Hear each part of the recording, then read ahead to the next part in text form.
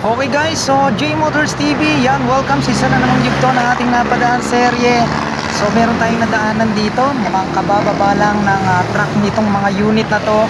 So may available na dito sa Mitsukoshi Imus branch. Meron na silang Falcon 180 rito at mayroon ding available na Griffin. Meron ding merong Icon 150 na merong tatlong kulay. Yan, ang ganda ng kulay, di ba? So sariwan-sariwa, kabababa lang ng truck. Dito lang yan sa may Mitsukoshi Imus Cavite, sa may tapat lang yan ng Hypermarket Imus.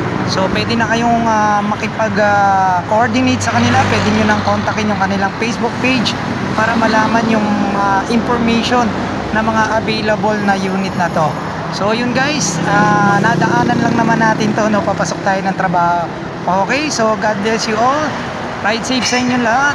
And napakaganda talaga, lalo na yung Griffin na yun, no? Ang ganda ng kulay, Marlboro type.